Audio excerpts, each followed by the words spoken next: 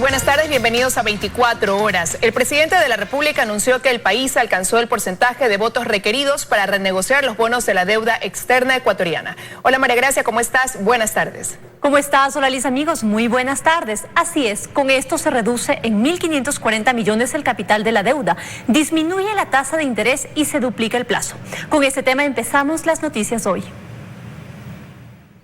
Ecuador obtuvo un alivio financiero para el pago de su deuda externa al alcanzar, como anunció el presidente Moreno en Twitter, la mayoría necesaria para renegociar los bonos de nuestra deuda externa. Con esto liberamos recursos para la protección social y reactivación económica. Al anuncio se sumó la ministra de Gobierno, quien notificó que el país cumplirá sus obligaciones, pero en mejores condiciones para atender primero las necesidades de la población. A criterio de economistas, es una buena noticia para el país. Sí crea un oxígeno para las siguientes dos administraciones que debería ser utilizado responsablemente para seguir arreglando las finanzas públicas y reformando la economía. Y creo que cuando los resultados se conozcan más tarde vamos a ver unas mayorías enormes. En promedio el 66% y el 75% para los bonos que vencen el 2024. Así que creo que es una buena noticia. Además, mediante un comunicado, el Ministerio de Finanzas informa que extiende hasta el viernes 7 de agosto la posibilidad de que quienes no votaron a favor puedan intercambiar sus papeles. Si no te unes al acuerdo ahora con la mayoría que ya tenemos, se activan unas cosas que se llaman los exit consents, los consentimientos de salida, que son unas cláusulas que están en los bonos que dicen que la mayoría de acreedores, al deshacerse de los bonos viejos y al recibir los nuevos, como un acto de cierre, cambia las condiciones de los bonos viejos. Entonces no les conviene. Por eso el Ecuador me parece un gesto de guante blanco. El Ecuador magnánimemente dice, les voy a dejar un poco más de tiempo para que entren. Las condiciones a las que accede el país con la propuesta incluyen la reducción de 1.540 millones del capital de deuda, la disminución de la tasa de interés promedio del 9,2 al 5,3%.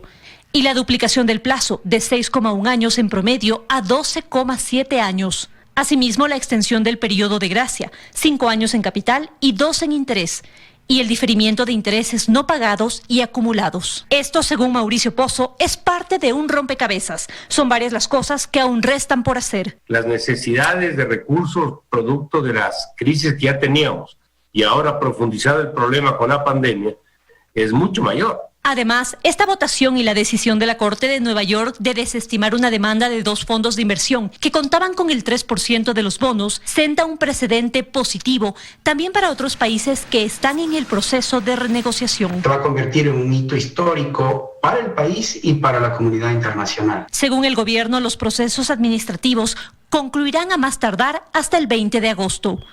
En Quito, María Gracia Acosta, 24 horas.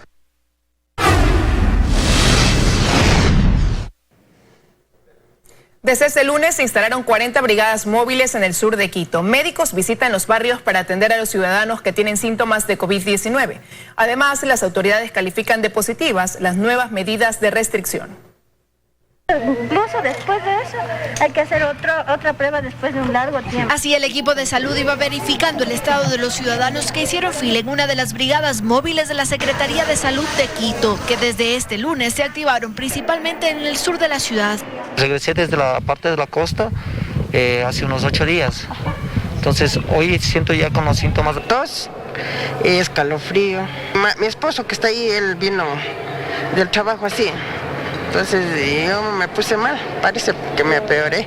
Se instaló una mesa de triaje, otra de valoración, toma de pruebas rápidas y finalmente el resultado. Son 40 brigadas móviles que se instalaron y que visitarán los barrios del norte, centro y sur de Quito. Evitar la movilidad humana es lo más importante, por eso es que más bien nosotros nos movilizamos.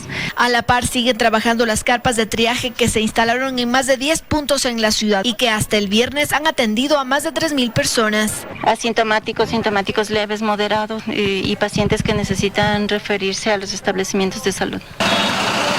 Mientras tanto, en las calles prima la falta de conciencia ciudadana. No hay distanciamiento social e incluso el uso de la mascarilla no es una prioridad. Hay que tener más conciencia y cuidarse para así sanar y salir adelante. La gente está relajando mucho con esto de la del semáforo amarillo, la gente sale, como ve hay mucho comercio informal. Sin embargo, según las autoridades, en el primer fin de semana de endurecimiento de las restricciones que prohibió la venta de licor, el toque de queda tenía nuevos horarios y las fiestas completamente prohibidas, dicen que los resultados son positivos. Respecto a fiestas clandestinas de 103, había una reducción bastante importante hasta 12, lo que es el menos 88%, el tema de libadores y el tema de escándalos. Los tres números obviamente tienen una reducción bastante significativa. Incluso en las 18 provincias hubo una disminución. Estamos con tendencias a la baja. El balance en las 18 provincias lo podemos llamar también como que es absolutamente positivo. Esta medida durará hasta el 15 de agosto y dependerá del COE si alarga estas nuevas restricciones. En Quito, Andrea Samaniego, 24 horas. Y en Guayaquil el COE cantonal prohíbe todas las reuniones sociales y se multará a los dueños de las casas que incumplan lo que será una nueva ordenanza. Esta decisión se toma en momentos en que los hospitales de la ciudad quedan apenas 5 camas de UCI disponibles. La medida ya es oficial. En Guayaquil se acabaron las fiestas y reuniones sociales. Es una de las decisiones que se anunció la mañana de este lunes en el Comité de Operaciones de Emergencia Cantonal, como parte de lo que se denominó la implementación de color de semáforo amarillo, más intenso para la ciudad. Miren, cuando dicen 25 personas, son 30, 40 o 50. Es difícil controlar. Sencillamente aquí en Guayaquil no pueden haber reuniones de fiestas dentro de las viviendas. Esta semana incluso se aprobará una nueva ordenanza municipal, adelantó la alcaldesa, con la que se sancionará económicamente a los dueños de las viviendas donde se hagan fiestas. Primero con un salario básico unificado y luego con 2. La tercera de 3, la cuarta de 4 salarios y así seguiremos hasta que la gente entienda que estamos en pleno peligro. ¿Pero qué llevó al Comité de Operaciones de Emergencia Cantonal a tomar estas medidas un poco más rigurosas para la ciudad? El relajamiento social. En cualquier momento, si se relajan, si no cuidan a sus familias, podría haber un incremento de casos de COVID en la ciudad y vivir la pesadilla que dejamos atrás y que nos ha costado muchísimo. Sobre si hay o no un rebrote, la alcaldesa Cintia Viteri respondió con cifras. De 349.160 casos en un mes, 13 personas sospechosas o positivas por cada 10.000 habitantes. El Ministerio de Salud reporta alrededor de 47 personas positivas por cada 10.000 habitantes. Una diferencia constante entre la data que maneja el municipio y la que maneja el ministerio. De ahí que solicitó a la Red de Salud Pública de Guayaquil enviar a diario todos los datos que con el COVID-19 puedan estar relacionados. Además, pedirá que un 20% de las camas de cuidados intensivos no sean ocupadas con pacientes derivados para que queden a disposición de la necesidad de los ciudadanos. Para los familiares que vienen de provincias acompañando a estos casos positivos y complicados, también se pensó en una medida. Llevar a estos familiares al bicentenario a que guarden ahí, a que duerman ahí, a que desayunen ahí y a poderles hacer el triaje o si es caso sospechoso de COVID, las pruebas necesarias. Además se dejó claro el desacuerdo que hay con la intención de reabrir escuelas, colegios y universidades. Y se anticipó que desde Guayaquil se pedirá también al Comité de Operaciones de Emergencia Nacional que revea la decisión de aperturar las playas por el riesgo de contagios que esto puede representar. Luisa María Heredia, 24 horas. Mientras el COE cantonal toma estas acciones, más de 200 trabajadores entre médicos, enfermeros y camilleros que laboraron durante la pandemia en Guayaquil fueron despedidos de hospitales del IES. El presidente del directorio de la entidad, Jorge Guátez, aseguró que van a ser recontratados. Vuelven al hospital al que, dejando el miedo afuera, entraron durante los días más difíciles de la pandemia. Pero ahora no los dejan pasar. Ellos estuvieron en la primera línea cuando aquí dentro los fallecidos se tomaron los espacios y los sobrevivientes llenaban las camas de las unidades de cuidados intensivos, sin médicos que los asistan. Pero este viernes fueron despedidos. Gente que en marzo y abril, cuando la ciudad más los necesitaba, cuando la institución más los necesitaba, ellos no dudaron en dar su apoyo. Nos han desvinculado de una manera tan atroz. Luis recuerda que su primer día de trabajo fue en una sala con 19 pacientes con COVID. Yo ingresé a un área donde había un médico para 19 pacientes en toda la pandemia. También fueron desvinculados los camilleros que ayudaron a levantar a los fallecidos. Nos sacaron el 1 de julio, nos sacaron. Luego nos vincularon porque el señor Jorge Guátez dijo que teníamos que seguir trabajando. Y ahora a ellos no les importa sacarnos así nomás. Además de médicos y camilleros, están enfermeros y auxiliares de enfermería. En total son 217 trabajadores los que fueron desvinculados del Hospital de los Ceibos y del Teodoro Maldonado Carbo del IES. Muchas de nuestras familias se contagiaron del virus y sin embargo aquí estuvimos. ¿Y para qué? Si prácticamente votan sin notificación, sin nada, y a la casa. Piden que se respete el artículo 25 de la ley humanitaria que dice: como excepción y por esta ocasión, los trabajadores y profesionales de la salud que hayan trabajado durante la emergencia sanitaria con un contrato ocasional o nombramiento provisional, se procederá con el otorgamiento inmediato del nombramiento definitivo. El presidente del directorio del IES, Jorge Guatet, aseguró que ha existido falta de comunicación, pues los trabajadores que inicialmente fueron empleados por 90 días serán recontratados. En el área administrativa del IES se encuentran haciendo el trámite para la creación de las partidas presupuestarias para que tengan nombramiento tal como dice la ley. Guatet no reveló cuánto tiempo tomará esto, pero sí aseguró que no es un proceso automático. El temor de los por ahora ex trabajadores es el de quedarse tal como están hasta este momento, desempleados, o que actos burocráticos ralenticen el cubrir las necesidades de los hospitales que siguen teniendo camas llenas de pacientes con COVID. Dayana Monroy, 24 horas. La Contraloría había sugerido la extinción de estos movimientos. En menos de 15 días, el Tribunal Contencioso Electoral echó abajo 2 decisiones previas sobre la vida jurídica de 4 movimientos políticos con inconsistencias en sus registros. Desde el 2019, Contraloría General del Estado sugirió al Consejo Nacional Electoral vigilarlas y fue hasta junio del 2020 en que se determinaron responsabilidades administrativas por haberse encontrado firmas incompletas, firmas de menores de edad y registros de personas fallecidas. No obstante, el Consejo Nacional Electoral no las extinguió y decidió suspender el pasado 19 de julio a los movimientos Justicia Social, Libertades Pueblo, Fuerza Compromiso Social y Juntos Podemos. Pero en menos de 15 días, un recurso interpuesto por Manuel Castilla, del movimiento Justicia Social, vinculado al abogado Jimmy Salazar, esposo de Pamela Martínez, procesada en el caso Sobornos, ha devuelto la vida jurídica de estas organizaciones y con ellas también de Fuerza Compromiso Social. El recurso ha sido aceptado por el juez del Tribunal Contencioso Electoral, Fernando Muñoz, dejando atrás las serias inconsistencias determinadas por Contraloría en los registros de movimientos políticos, con sugerencia de extinción. Fausto Yepes, 24 horas. A 12 días de su posesión como vicepresidenta, María Alejandra Muñoz dice tener claro el rumbo a seguir por las próximas 40 semanas. Su principal objetivo, humanizar el servicio público en el cumplimiento de las funciones encomendadas por el presidente Lenín Moreno. No llegan. Amante de la academia, con una trayectoria entre el servicio público y privado, María Alejandra Muñoz Seminario nos recibe en la tranquilidad de su hogar, desde donde reafirma que el Ecuador atraviesa un momento en el que necesita pausa y serenidad para tomar las mejores decisiones. La serenidad no está atada a la lentitud, la serenidad está atada a poner las prioridades. La serenidad está atada a juntarnos, a poner en el centro la palabra solidaridad y que adicionalmente nos tenemos que reconfigurar hacia el futuro. Cualquier plan, cualquier proyecto que hayamos tenido cambia en función de la nueva realidad. Y ante eso tiene ya esquematizadas las 40 semanas de trabajo que tendrá en estos 10 meses para hacer frente a las 3 misiones que tiene a su cargo. En materia de reactivación y competitividad, el camino será replicar lo hecho en aduanas a través de la simplificación de los procesos. 40 semanas pueden ser cortas para cerrar todas las brechas de la agenda de competitividad, pero en la vida las decisiones tienen que ser oportunas, viables y factibles.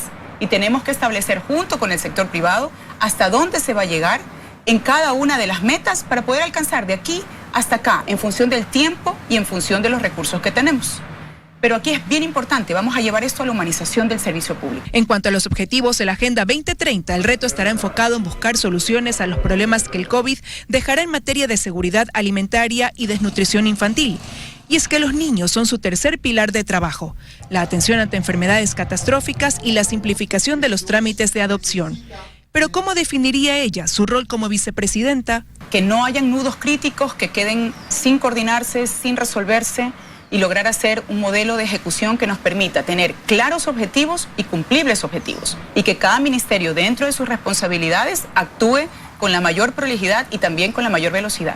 Al preguntarle cómo tomó la votación del Pleno de la Asamblea, que la ubicó como la favorita pese a ocupar el tercer lugar de la terna, nos dice con serenidad. Ella considera que los tres estaban preparados para afrontar el reto que hoy, desde ese cargo, demanda el país. Cuando entra una terna a la Asamblea, puede ocurrir lo que ocurrió. Y debo confesar que no me sorprendía, porque creo que era parte de lo que podía ocurrir.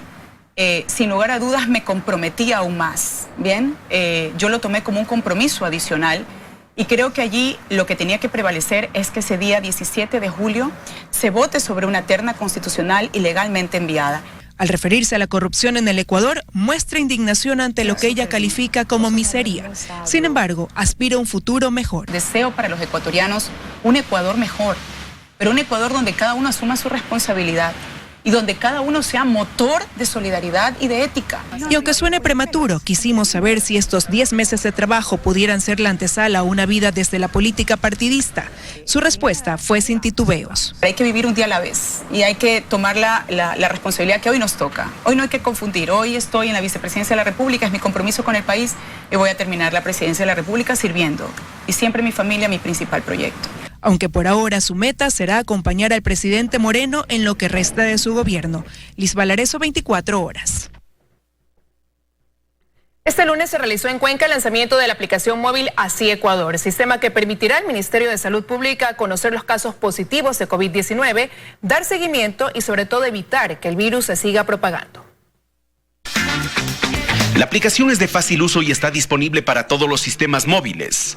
Cuenca es la ciudad piloto donde se probará el sistema, que ya opera en otros países del mundo con mucho éxito. Nos va a apoyar, nos va a ayudar justamente a poder cuidar y hacer ese seguimiento, mejorar seguramente los cercos epidemiológicos, precautelar ese contacto que pueda tener alguna persona contagiada para con sus cercanos. La descarga es gratuita y no consumirá los datos móviles. Lo más importante, está diseñada para evitar que el virus se siga propagando. Una de las principales características es que nos va a generar alertas en las cuales o con las cuales nos informará si alguno de los usuarios que estuvieron expuestos y que manejan la aplicación tienen COVID-19 para generar todos los procesos, y la información de los usuarios se manejará de forma segura y completamente confidencial. Más sabiendo que en la capital hay el 13% de los casos COVID positivo, rompen el cerco epidemiológico, según la Coordinación Zonal 6 de Salud. Básicamente están dirigiéndose a mercados, supermercados, zonas comerciales, en un 60% de ese 13%. Y el 40% de ese 13% básicamente se ha dirigido a fiestas clandestinas. Entonces nos preocupa lo que pueda venir posterior. Los datos que arroje la aplicación serán evaluados en 15 o 20 días, previo a la puesta en marcha en el resto del país. En Cuenca, Iván Rodríguez, 24 horas. Desde el próximo mes, la Corporación Nacional de Electricidad devolverá el cobro en exceso de las planillas eléctricas. La refacturación tomará en cuenta los consumos registrados en 2019. Los valores pagados de más serán devueltos a través de notas de crédito. Lleva una hora esperando y aún va a la mitad de la fila. José quiere saber por qué pasó de pagar $47 en luz a facturar ahora 90. Solamente tengo una nevera, un televisor y antes utilizaba la cocina eléctrica. Detrás de él está Paula con el mismo problema. Me sale 98 y mis promedios siempre han sido 34, 45. Entonces, no entiendo. Pero ya hay fecha, aseguran las autoridades, para que el problema se solucione o al menos una parte. Desde septiembre se devolverá el cobro en exceso de las planillas eléctricas y la refacturación considerará los consumos registrados en 2019. Es decir, si es que en marzo del 2020 salió una planilla de $80 y en marzo del 2019 los usuarios pagaban $50, $60, ese diferencial va a ser asumido por el gobierno nacional a través de sus empresas públicas. Se aclara además que para los clientes que hayan cancelado ya sus planillas, los valores de más serán devueltos a través de notas de crédito. Que le servirá al usuario para irla canjeando con los siguientes consumos de los meses que vengan posteriores a la pandemia o en los mismos meses de la pandemia. y para los que mantienen deudas pueden acceder al financiamiento directo hasta 36 meses plazo. En lo que va de la emergencia sanitaria por compensaciones, CNEL ya emitió notas de crédito valoradas en $6 millones. Joana Ramos, 24 horas. ¿Qué tal, amigos? Buenas tardes. Gracias por estar junto a nosotros. 4 cadáveres con COVID se levantan a diario en casas y aceras en Quito, según información de Criminalística. Durante este fin de semana, por ejemplo, las entidades encargadas realizaron 11 procedimientos. Durante este fin de semana, la Unidad de Criminalística y la Empresa de Gestión de Residuos Sólidos realizaron el levantamiento de 11 cadáveres, tanto en el norte como en el sur de Quito. Esto se ha estabilizado al numérico de levantamientos en meses pasados, es decir, teníamos una frecuencia de 3, 4 y 5 cadáveres diarios. Y esa precisamente es la cifra que manejan ambas instituciones actualmente. A diario fallecen con COVID-19 en Quito entre 4 y 5 personas. Llegamos a tener nosotros un pico el día 13 de julio de este año. Ya llegamos a manejar un total de 11 cuerpos en un solo día. El registro que llevan las autoridades detalla que la mayoría de ciudadanos fallecen en sus hogares debido a la falta de atención médica. 174 en domicilio, 24 en vía pública y 6 hospitalarios. Y advierten, según las proyecciones, que para este mes en Quito se va a ir saturando cada vez más los centros hospitalarios. Y por supuesto ya no habrá atención en las casas de salud y comenzarán o continuarán con los fallecimientos o las defunciones en la vía pública, en el domicilio o en los centros de atención ambulatoria. Explican además que según los análisis realizados, Quito atraviesa por una primera etapa. Si existiera un crecimiento exponencial en el que existe una alta demanda de gestión de cadáveres, pasaríamos a un escenario 2. En este segundo escenario se habilitarán las morgues móviles ubicadas en el Centro de Convenciones Bicentenario. Son 5 contenedores que tienen una capacidad de 36 cuerpos por cada contenedor. Hasta el momento, las instituciones, desde que inició la emergencia, han levantado 204 cadáveres en casas, aceras y hospitales. La mayor cantidad de fallecidos se concentra en el rango etario de 50 años en adelante. En Quito, Paul Coello, 24 horas. La Policía Nacional instaló un botón de pánico en el conjunto Portal Andalucía en Conocoto tras el robo de 2 vehículos. Después de lo ocurrido el miércoles pasado en este conjunto, de donde se robaron 2 vehículos de su interior, la Policía Nacional tomó contacto con la directiva para reforzar la seguridad en el sector. Se les ha activado los botones de seguridad, se les ha incluido el chat comunitario, ¿sí? Se ha tenido una reunión con ellos para darles tips de seguridad, medidas preventivas de seguridad. Los moradores de su parte volvieron a contratar seguridad para el conjunto. Cubrir la visibilidad que tiene nuestro conjunto, vamos a crear una puerta en la parte de allá, una pared para evitar que puedan volver a ingresar. Los uniformados recabaron más información de lo ocurrido para aportar a la investigación que está realizando la Policía Judicial. Se ha hecho un barrido de cámaras, se ha obtenido información, estamos detrás de estos delincuentes. La delincuencia aterra a los moradores no solo de este conjunto, sino de todo el sector de Conocoto. Estábamos muy confiados y pues esto nos pone a nosotros a máximo, nos levantaron todos nuestros sentidos a estar mucho más alerta. A pocos días de cumplirse una semana del robo, los perjudicados no logran dar con el paradero de sus vehículos, mientras siguen recibiendo llamadas de extorsión. En Quito, Paul Coello, 24 horas. Una organización delictiva que se dedicaba al robo de accesorios de vehículos y robo a personas en el centro de Cuenca fue desarticulada el fin de semana. En delito flagrante fueron capturados estos 3 presuntos accesoristas. Ocurrió este fin de semana en las calles Juan Jaramillo y Padre Aguirre, centro de Cuenca. Se desarticula una organización que se dedicaba justamente al robo de bienes, accesorios, de igual manera al robo de personas, bajo la modalidad de utilizaban la escopolomina. Estos son delitos de oportunidad, son delincuentes de nacionalidad peruana que justamente por su habilidad, por su astucia, ubican a personas que, digamos, generan oportunidad para ser cometidos del delito. Los pillos abrieron esta furgoneta. Lo que ellos no sabían es que la policía les seguía los pasos. Nosotros hemos estado haciendo un seguimiento más o menos de 2 meses a esta organización y les hemos cogido ya en delito flagrante. Es decir, con todas las evidencias para nosotros demostrar técnicamente que estos ciudadanos participaban en estos actos ilícitos.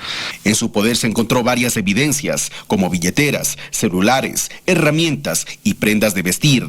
En este momento, inclusive, ustedes si ven la funda, acérquense, ellos desde el rato que cometían el delito se cambiaban de ropa, sí, por eso estamos fijando con criminalística, se cambiaban ellos de ropa.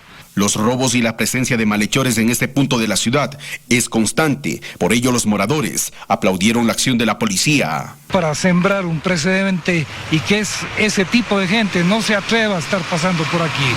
Causa demasiado malestar en la ciudadanía y uno no se siente seguro cuando está caminando. En Cuenca, Iván Rodríguez, 24 horas. Cientos de ciclistas en Quito aprovecharon el primer domingo de extensión del horario del ciclopaseo, que fue modificado desde las 8 de la mañana hasta las 6 de la tarde.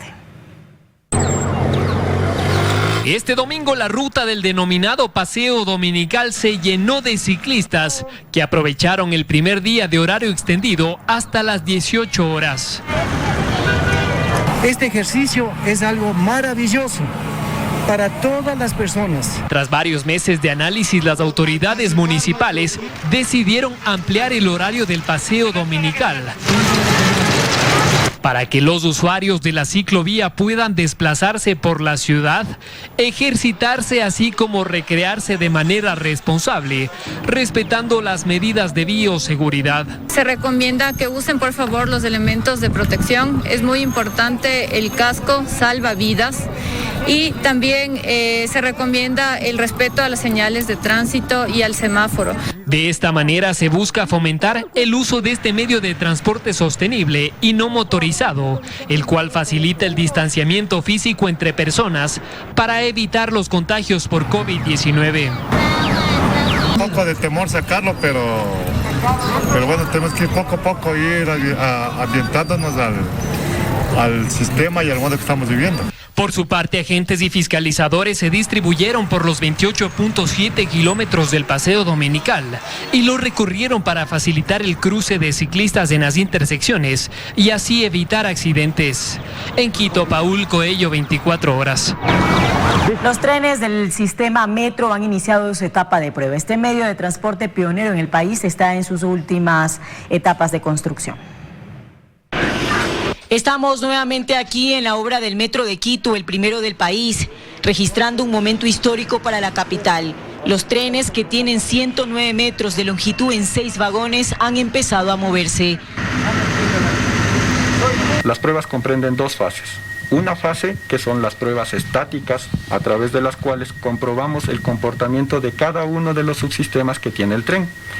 Una vez que esa fase de las pruebas ha sido superada, estamos listos para ingresar con los trenes al túnel. Los talleres y cocheras tienen el sistema eléctrico en su punto. Sus conductores están certificados, tienen horas de práctica previa. Los trenes están en fase de pruebas oficiales según la planificación de la construcción y operación del Metro de Quito. Primero es conectando la energía con un medio auxiliar.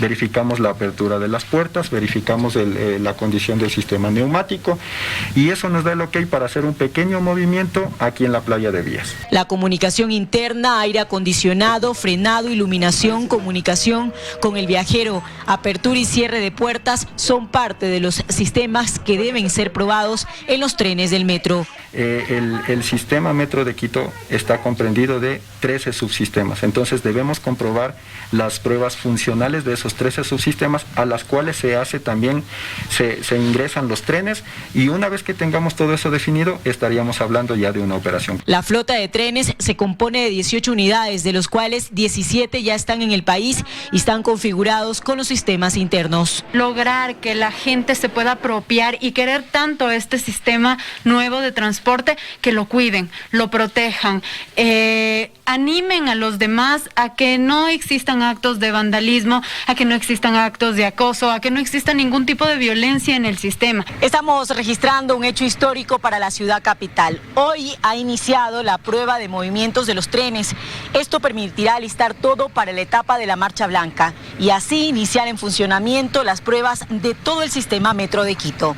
La velocidad promedio de los trenes será de 40 kilómetros por hora cuando ya estén operativos y se demorarán 34 minutos en recorrer los 22 kilómetros que componen la primera línea del metro desde Quitumbe en el sur a El Labrador en el norte. Helen Quiñones, 24 horas.